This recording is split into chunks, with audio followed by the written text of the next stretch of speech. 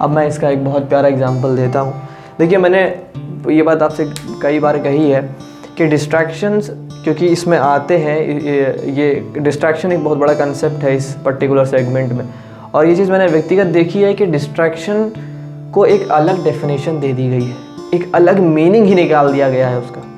एक चीज़ आप समझने का प्रयास करिए, डिस्ट्रैक्शन का मतलब होता है कि जब भी आप खुद को प्रॉपरली ट्रैक नहीं कर पा रहे हैं with the targeted orientation, that is known as distraction.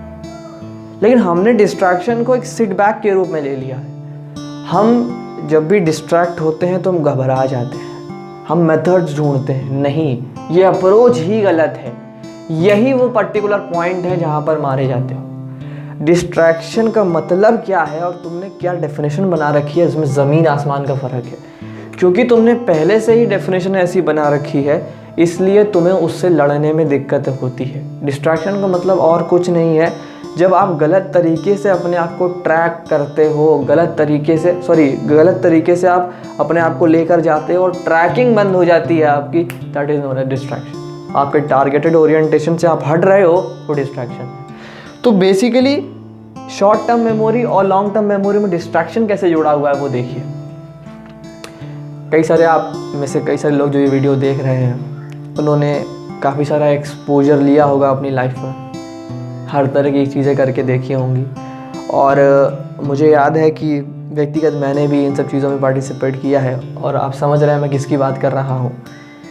एक अलग लेवल की लाइफ बनाने का प्रयास करते हैं हम कॉलेजेस स्कूल्स में, फ्रेंड्स बनाते हैं, फ्रेंड सर्कल होते हैं, धीरे धीरे वो फ्रेंड सर्कल और ज़्यादा डीपर हो जाते हैं।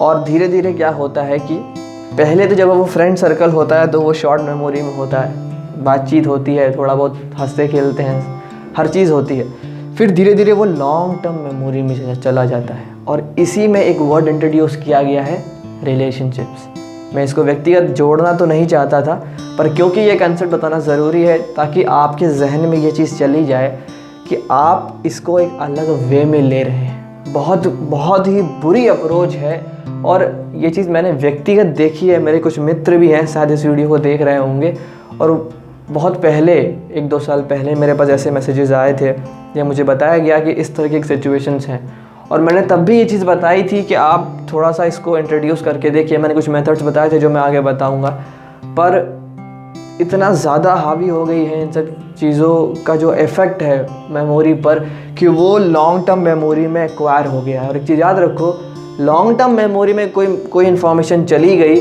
उसको निकालना बड़ा कठिन है, भेजना भी बहुत कठिन है, बहुत ही आसानी से जाती भी नहीं है और बहुत आसानी से निकलती भी नहीं। वे तुम पर निर्भर करता है कि तुम टारगेटेड अप्रोच लेकर जाते हो या अनटारगेटेड। इसमें तुम कूड़ा भरते हो, रिलेशनशिप, नौटंकी, ये वो, या फिर अपने टारगेट की ओरिएंटेशन को भरते हो।